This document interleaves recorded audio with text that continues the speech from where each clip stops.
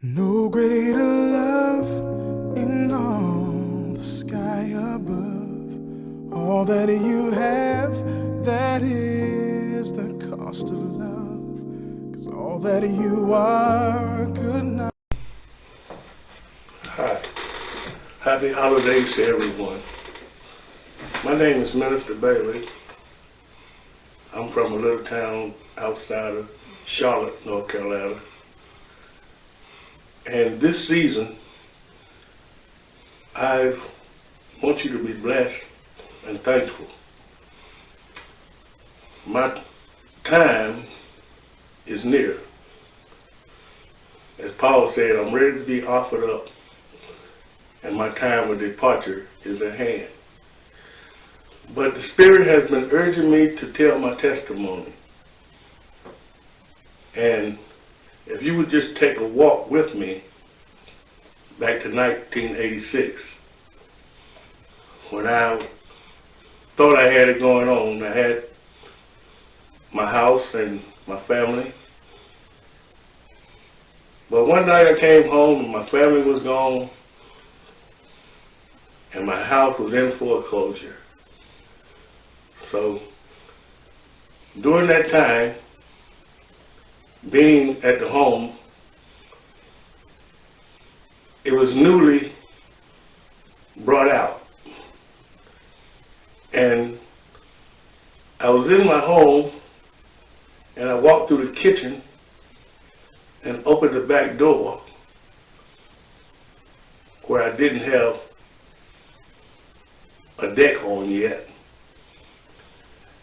And as I opened the back door, I looked down and I saw this thing as it were a serpent. It stood on its body. It was black and had a white circle on its neck. And soon as it went through my mind, this is that thing was in the Garden of Eden. It made a noise and scurried away. So I wasn't afraid. I jumped down and kicked the grass to see it move again, but it never moved. So they came and got my home, a modular home. It was a modular home. And I didn't have anywhere to stay. And I had an old Pinto, and I stayed in it a few days. And I had so much pride I didn't want to go back home. But my mother, thank God for mothers, she wanted me to come and stay with her. So I went to stay with her, and I during that time, everyone was gone to work or not at home, nobody there with me. I wouldn't hardly come out of the house. I guess I was frustrated or whatever you call it. Everybody thought I was crazy,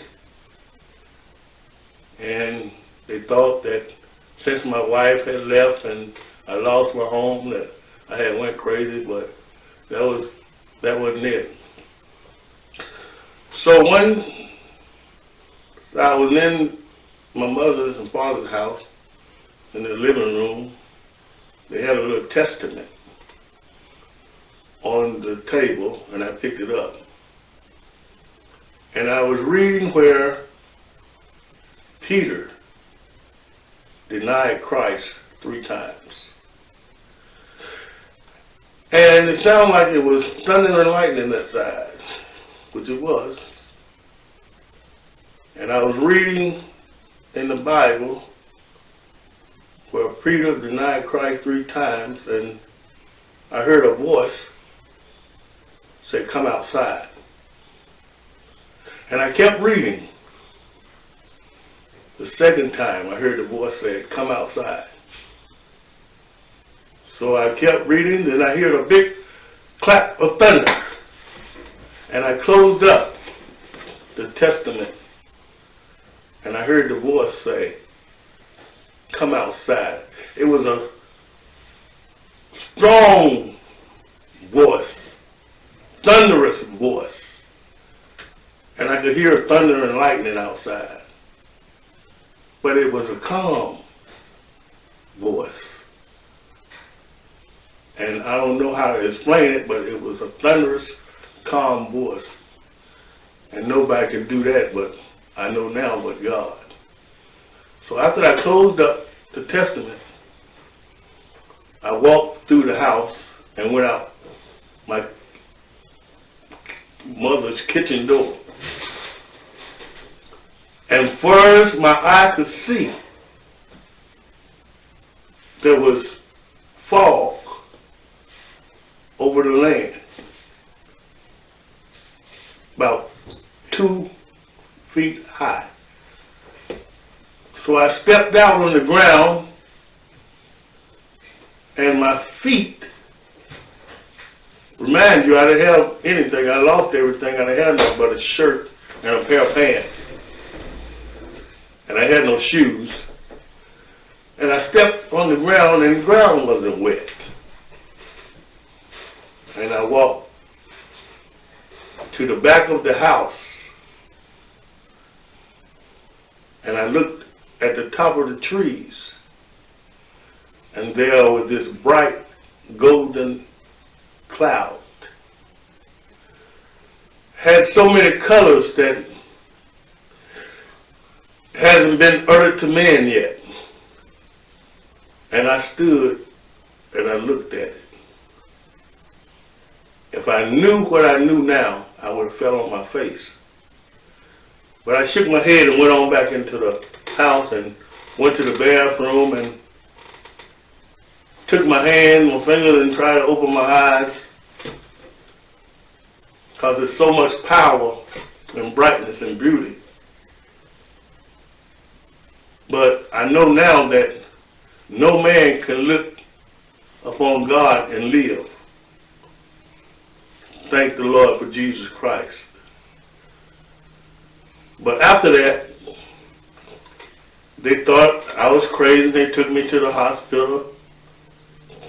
And when I got to the hospital, they tried to give me a shot. And I was fighting them, telling them that ain't what I need. So it ended up, they gave me some pills, and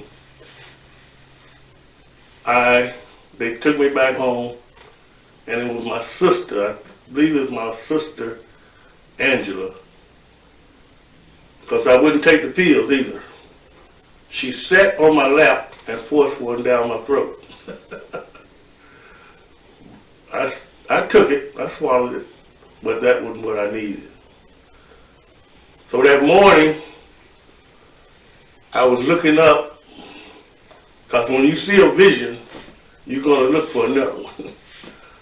I was looking up and, just walking around looking up. So they took me to the hospital in Charlotte,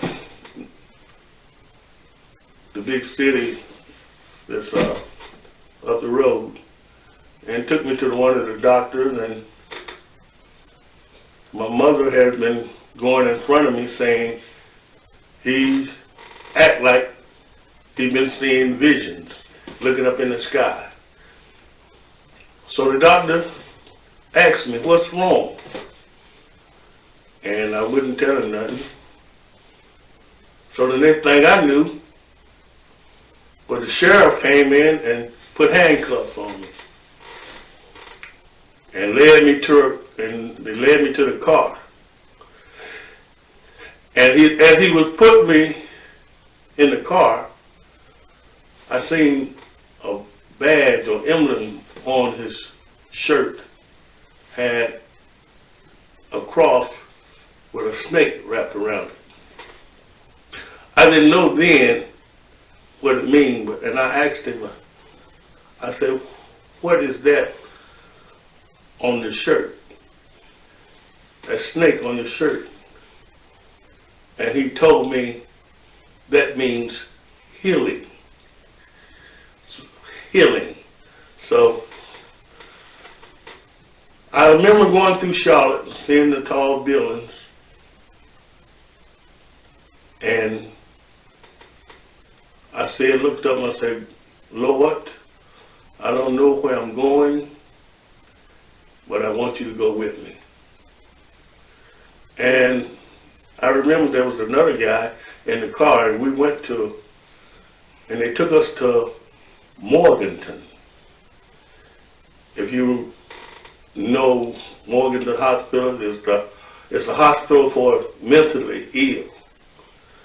So the sheriff told us for things to go quick, he said, when you go before the judge, say guilty. And I said, I haven't done anything. Why am I going to say guilty? But being obedient, when I went before the judge, I said guilty. So the next thing, they took me to a room, and the room had 12 men in it, 12 beds around the wall. And I was in that room one day, and I was thinking how it would to be out of there. It was a guy named, I'll never forget, a guy named Charles Curtin brought me a Bible all the way up to Morganton, and he gave it to me. I would read my Bible. But one night, in that room, there was a man. He was a Caucasian man. He would get up and walk back and forth in the room saying, ain't no such thing as a goddamn God.